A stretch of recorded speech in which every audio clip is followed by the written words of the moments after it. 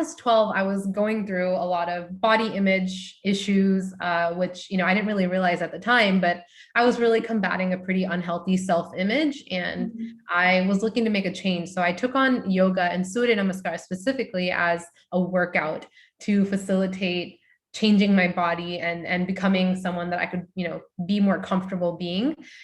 So for me, it started at age 12 as just part of my workout routine.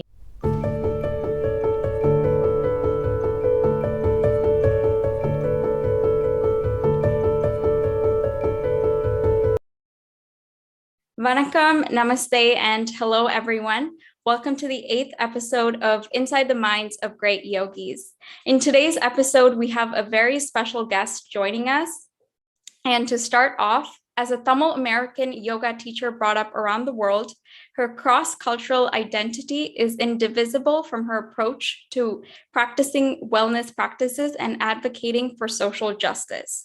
Her classes incorporate philosophical teachings, martial arts techniques, prānāyāma, āsana, and much more. She is fiercely passionate about celebrating diversity and uplifting BIPOC voices in all that she does. Let's give a big round of applause to Divya Balakrishnan. Hi. It's great to be here. Thanks for having me. Hi, Divya. Thank you so much for joining us. How are you doing today? I'm doing well. It's Sunday evening, taking the day as it comes, and excited to do this. I'm excited to have you. Thank you once again for joining us. And I want to start by asking you, how did your journey of yoga begin? What made you choose yoga specifically? So my journey with yoga started when I was 12 years old. I'd heard about it, just growing up Indian, growing up Tamil, like obviously yoga is like integrated in our culture. So I definitely heard about it before. And as far as I knew, it was just a physical practice. And that's kind of how I started it. My mom, when we were living in India at one point, she actually just took some classes at a local college and learned the basic Surya Namaskar sequence, which she taught to me. And when I was 12, I was going through a lot of body image issues, which, I didn't really realize at the time, but I was really combating a pretty unhealthy self-image, and I was looking to make a change. So I took on yoga and Surya Namaskar specifically as a workout to facilitate changing my body and becoming someone that I could, be more comfortable being. So for me, it started at age 12 as just part of my workout routine. I would do it every single morning. And regimen and discipline are very important to me. They always have been. Yep. Well, I won't say always. Starting 12, I had this sort of shift in my mind where I became very interested in moving and in having routines that would help me. I guess I was looking for like a sense of regularity in my life, and having all these practices helped me get there. So for the first 6 or 8 years of my practice, I was just practicing on my own, doing my own yoga, asana at home, coming up with different sequences and just doing stuff on my own just to have a way to work out. I did not think of it as anything beyond that. And it was when I went to college for the first time that I took a group class, and it was led by a white woman. And I realize now she was teaching the primary series of Ashtanga yoga. And we would do that every time. So I started to push myself athletically. I did a lot of different types of workouts. I started boxing and cycling, and with yoga, I became that sort of athleticism started to spill over into my yoga practice, and I became quite competitive with myself and started attempting these more gravity defying and strength building postures like inversions and arm balances. And for me, I was constantly driving and pushing to beat my last best. Did that for a couple of years, and then a few years ago is when I started to have the third leg of my journey with yoga, which was to experience the physical and emotional healing qualities that it can have. And I was going through a lot of emotional turmoil at the time, and I started to tap into the psychosomatic effects and benefits of yoga. So postures that allow you to get deeper into tissue, a deep tissue relaxation and release. And I started to let go of a lot of pain that I was holding on to in my body. And I would say that was the final push that I needed in my personal practice to realize, I would be a good teacher. I have the power in me to be a good teacher. And That's when I started the sort of uphill battle of, in the West, yoga is already such a gate kept process, but by the wrong community. It's been gate kept by the Western community and championed as a workout. So I needed to fight through a lot of that imposter syndrome, that I'm qualified as an Indian person, as someone who doesn't have a slim white body, that I'm qualified and equipped to be a good teacher. And that the biggest hurdle, even getting past all that was fine, but the biggest hurdle for me was even imagining that there was someone who would want to take a class from someone who looked like me. So eventually I got past that, and now I'm in the chapter of building community, sharing yoga with others, and diving deeper into all the different benefits that yoga can have beyond the physical. So yeah.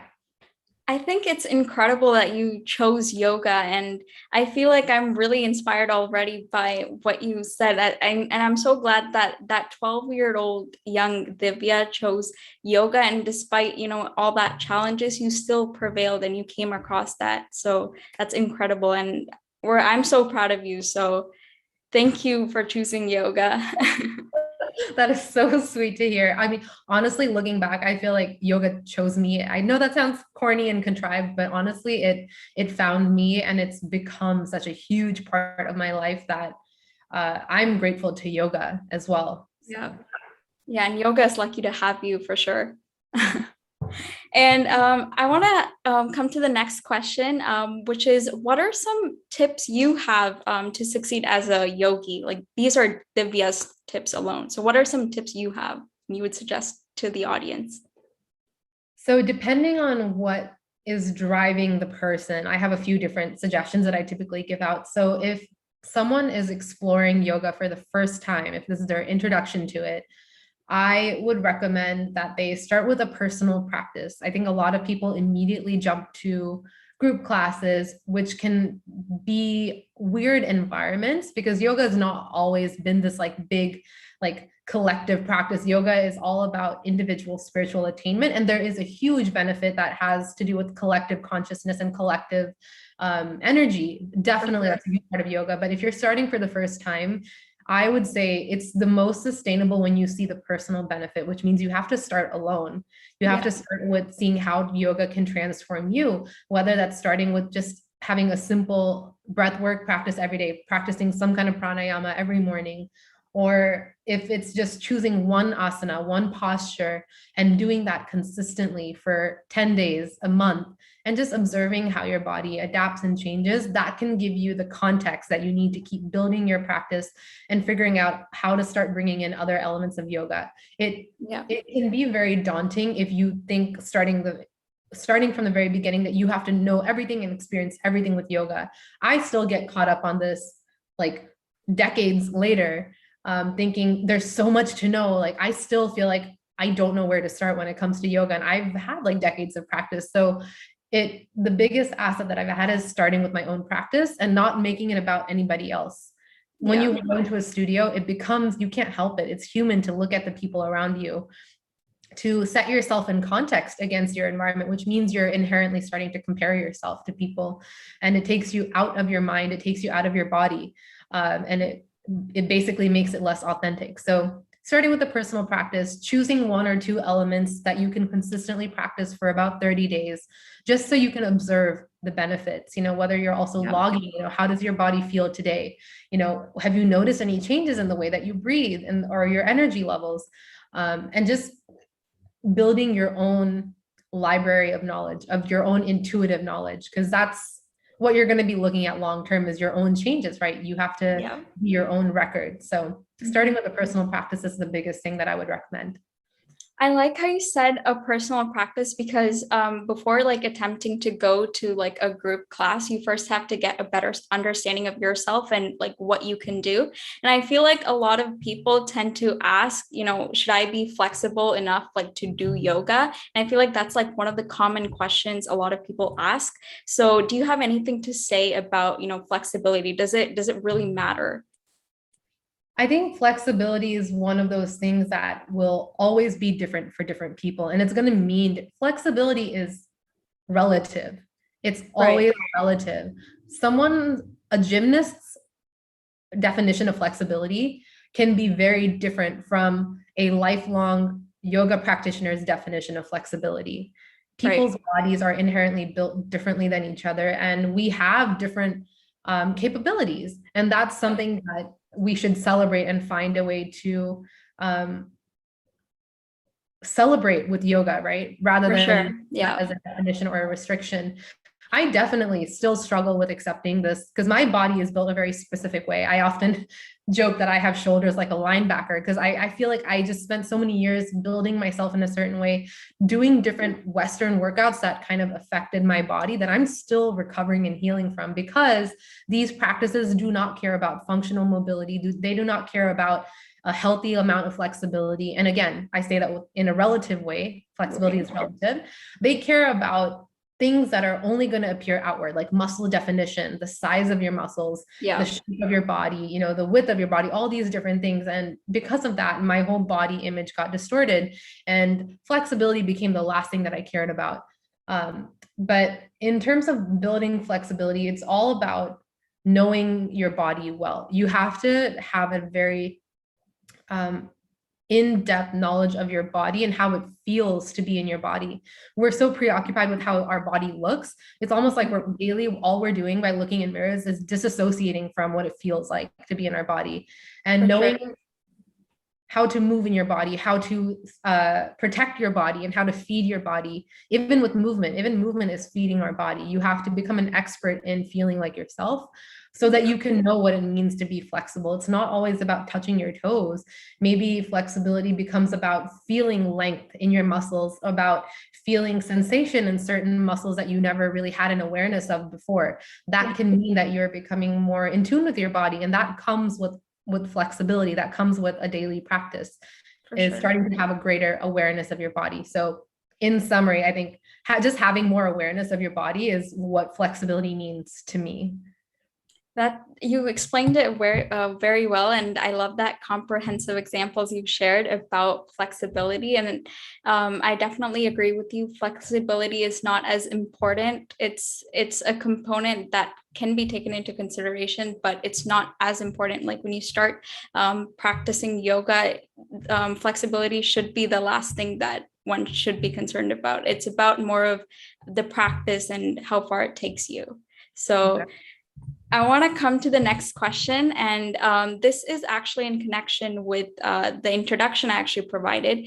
And I want to actually ask one question, which is, I said in the introduction about martial arts, you doing martial arts. So quick question for you is, what type of martial arts do you do? I practice a South Indian style of martial art that's called Kalaripayat. That's very interesting. I've never heard of Kalari, and I've never tried it myself, but I am a fellow martial artist myself. I've done Taekwondo, so I'm glad we have that martial arts thing in common. So, which brings me to my question, which is, do you find yoga and martial arts to be connected in some sort of way? Oh, in every possible way. So speaking for Kalaripayat, this practice originated in South India. Kerala specifically is where the practice really was developed, and it grew and spread from there. And it shares the same roots as yoga. Like a lot of the movements, the breath work, the energy work, they are like two sides of the same coin. Okay. So Kalaripayat is a martial art that it focuses on self-protection, on defense, and also it's not really about harming others. It's about, again, harnessing your energy in different ways. So there's a breath component to the practice. There is mental agility, there's physical agility and resilience. There's a healing component to it where you're learning the art of massage and marma points, which are the pressure points in the body. So Kalaripayat as a martial art, it uses breath in sort of the opposite way that yoga does. So with yoga, we often find ourselves inhaling when we're rising up and coming up away from the earth, and exhaling when we're compressing back down. Oftentimes to either elongate the body or sort of compress the body once again, because that, is typically how the body breathes. But in martial arts, we're using the breath in the opposite way. So oftentimes, and this isn't a hard and fast rule, it just happens the majority of the time, I've noticed, we're inhaling to bring ourselves low and come crouch down towards the earth and almost anticipate and prep the body so that as we launch forward to attack or slice or punch or whatever it might be, we're exhaling to use that momentum to generate as much power and energy as possible. So in that way, there are some slight differences in the way that we practice the actual sequences and the movement, but there's also so much similarity if you're looking at the postures. So in yoga, we have, for example, Warrior 3, Virabhadrasana, where we're balanced on one leg behind us, arms reaching forward. In Kalaripayat, there is a series of postures called vadivas that are modeled after animal postures. And this one is called Mayura Vadiva, which is Peacock Pose. And it looks exactly like Warrior 3, except your hands, it's kind of like a dynamic movement. Your hands are fanned out to the sides, your wrists turned up towards the sky. And it's very similar because you have so many postures like this that share the same mechanical movements in the body, but they end up being executed in different ways. So Warrior 3 is a little bit more of a static posture versus Mayura Vadiva is a little bit more moving. It's a little bit more dynamic and fluid. But there's so many postures like this that they look very similar and you get to them in a very similar way as well. Yeah, I definitely agree with how you said the postures can be a bit similar and like connected. And I also feel that the breath work is also similar in ways, like when, as you mentioned, like in martial arts, when you take a deep breath and like let go, it's also the same with yoga because it's the same kind of thing we're doing. So it's also a bit connected, I feel. So yeah. And coming to the next question I would like to ask you is, how long did it take you to understand the full depth and meaning of yoga? I feel like I'm deep in that realization right now. It took me a lot of time I moved through a lot of unlearning in order to get to where I am now, which is truly in the seat of learning. Just because I grew up in a culture in the West that was so conditioned with a different interpretation of yoga that I really had to work for a long time to unlearn just the surface level knowledge of that, and also the internalized knowledge that comes with, just like body image understanding, the way that I move my body when it comes to yoga. It used to be very, very stagnant, very one posture leads into the next, and very black and white. But now through years of practice, there's a lot of just intuitive knowledge that starts to come out, having having this in my culture and having it in my blood, but also just seeing how my body naturally wants to do certain things. I've started to realize that this practice is really just mirroring the way that we move. It's mirroring the way that we naturally are. So I just started following some of my natural patterns to understand how to move in a better way than I was before. And then coming now to a place where I'm really absorbed and interested in the philosophical elements of the practice. So more in routine. So right now, in fact, I'm doing 108 Surya Namaskar every morning. And that has been such an eye-opening endeavor for me. I'm starting to see the benefits of having this daily ritual that feels like a prayer for 1 hour every day. I feel like it's just a prayer in movement, right? Yeah. And it's starting to teach me that it's not always about doing these fancy postures and attaining some look. A lot of the time it's about just the simplest things and giving it your utmost attention, your undivided attention, and the growth that you can get from there. It's not always that you need to read all these texts and understand these deep, complex philosophies in order to call yourself a yoga student. Sometimes it's about just having that dedicated and humble practice that exposes you to the knowledge that you already have inside of you as well. For sure. Yeah. Consistency is so important when it comes to yoga. Like if you start one day and then you don't end up doing it and following through the next day, there's no way that you can expect better results. So it's always about, keeping up with that practice and following through. So I like how you mentioned that, Divya. And coming to the next question, did yoga help you transform, heal, and evolve? If so, how? In a few different ways. So very initially, I'd say like in the second chapter of my yoga journey, it helped me heal physically. So like I said, like throughout my college years, I pushed myself. I considered yoga an athletic feat and I treated my practice as such. So I injured myself quite a bit and I didn't know that I had. I just built my muscles in a very incorrect way, or just the manner that I did it wasn't really the best way. It wasn't healthy for me. And I also pushed myself to extremes without knowing the things I should have known about body mechanics, about how to control your muscles when you're doing certain postures. And the most important thing was how to breathe when you're doing this practice. Without mastering the breath portion of asana, you're really not even giving yourself as much exposure to the practice as you could be. When you're just thinking about the physical feats of yoga, you're leaving out so much more.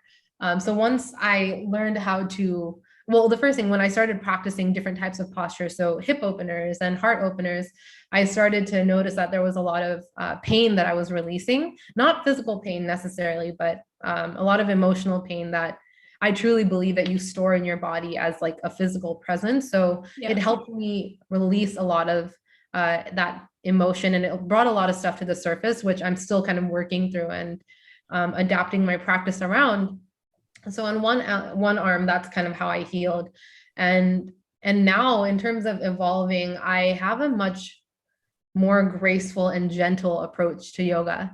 I don't treat it like a challenge. I think constantly about how to make my classes inclusive and accessible in every sense of the word. And I'm not perfect every day, you know, so I try to use language that feels more opening to people or welcome to people, so that if their posture looks different than someone else's, they're not going to feel like they're doing something wrong, or that they don't have the potential to continue to grow and evolve. So I'm becoming a lot more observant of who I am as a person, the energy that I give off, the subtle things that I can do to make someone feel better and more welcome, just because I feel a responsibility as a teacher to make everyone feel, to have everyone who comes to a class of mine leave feeling so much better and more empowered and equipped to continue doing this, even if I'm not there. That's really my goal.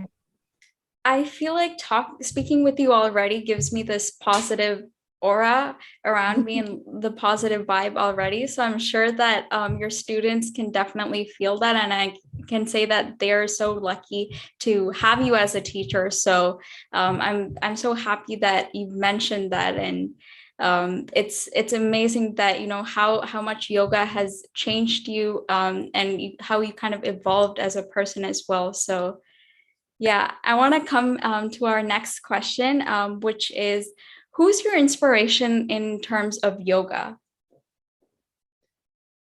Nobody. I don't have an icon or an idol or anyone that I idolize, I guess, in terms of yoga. I am inspired by people who show dedication. I am inspired by my students who show up, who trust me, who I've seen grow in their progress and in their understanding of yoga. I am inspired by people who incorporate social justice into yoga, because yoga in itself is social justice. It's justice for everybody. It's leading everyone on this path to realization. So anyone who does work that is in line with that, I am inspired by and I am in awe of. And in as least of a self-gratifying way as I can say this, I'm inspired by myself. So looking at my own growth, and more than anything, looking the humility that I have with my own practice now is inspiring to me compared to where it used to be, where it was always about becoming better, about criticizing myself.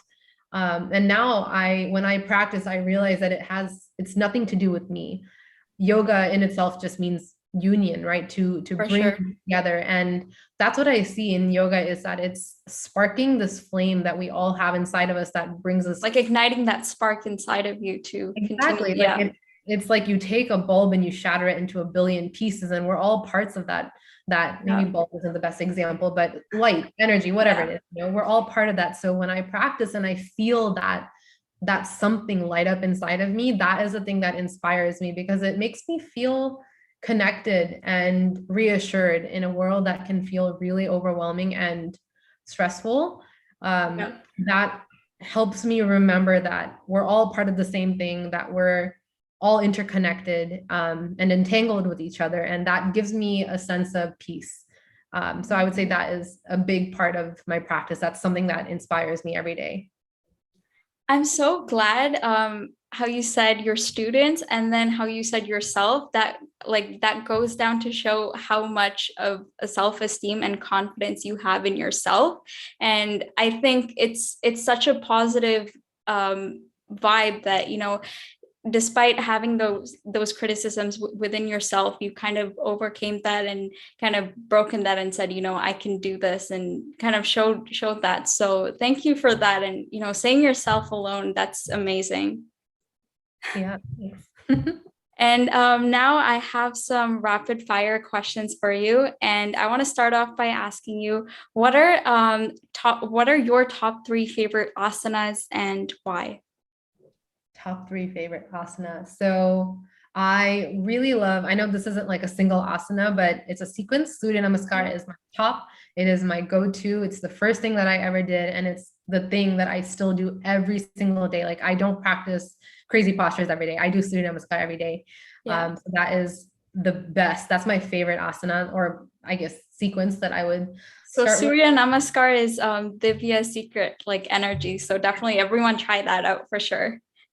That's definitely the top one. My second favorite is Shirasasana headstand. Yeah. It has so many benefits. The biggest thing that it taught me was body awareness. There is a certain type of mechanic you have to engage in your body to reverse gravity, or to fight gravity in that way and toss your body upside down and then be stable. And you have to flip your understanding of balance. And that moment has taught me a lot about my body, my awareness of my own body. So that's my second one. And my third favorite is maybe happy baby pose, Ananda Balasana. It's just fun and it feels so good. So that one's just purely because it feels great. I love all the asanas you mentioned, especially the headstands as well as the Surya Namaskar. I feel like Surya Namaskar is such a great practice to incorporate. And I believe you mentioned before how you do 108 Surya Namaskars every day. So that number alone has its own significance. Like even with mantras, playing it 108 times also has a very different positivity that it gives. So thank you for sharing your top 3 favorite asanas. And I want to come to the next question by asking you, what is one word you would use to describe your students and why?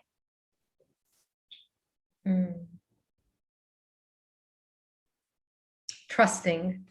I have just been teaching for about a year and a half, a little over a year and a half now, as a like certified, whatever that means, teacher.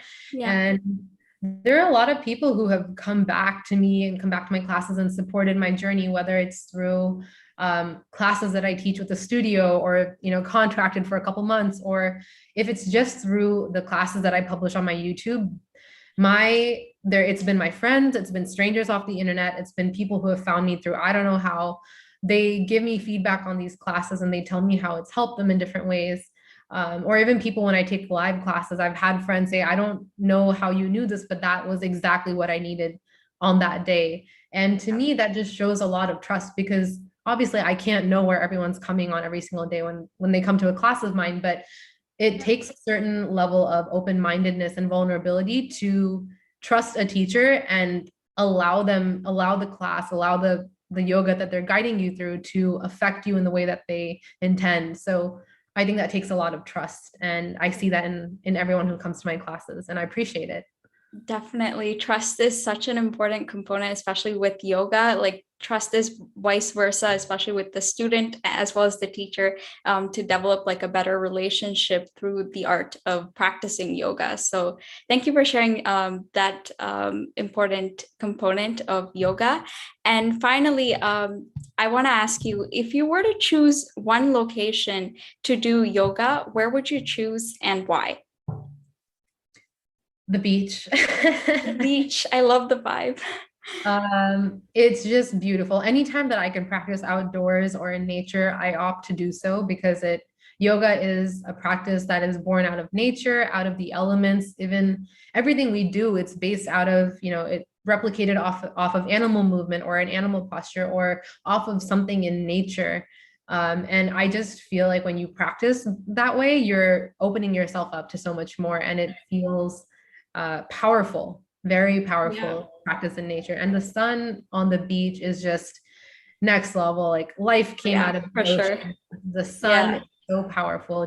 To be immersed in that that energy it changes everything. Yeah, a ray of vitamin D and then doing Surya Namaskar, any type of asanas in the beach is just a very different feeling. And it's definitely a very nice feeling. And I love how you said beach, because the first thing when you said beach, all I can imagine is, my yoga mat and then just immediately starting to do yoga. So thank you for sharing that. And Divya, we've come to our end of all the questions. I want to thank you so much for joining us in this video podcast. I really appreciate you giving me your valuable time, and I learned so much from you, and I'm so inspired. And I just want to say to everyone, love the way that we are and love the bodies that we're in, because we are all beautiful the way we are. And thank you to everyone who has yet to listen to our 8th episode of Inside the Minds of Great Yogis. And until next time, bye everyone. And thank you, Divya, once again. Thank you.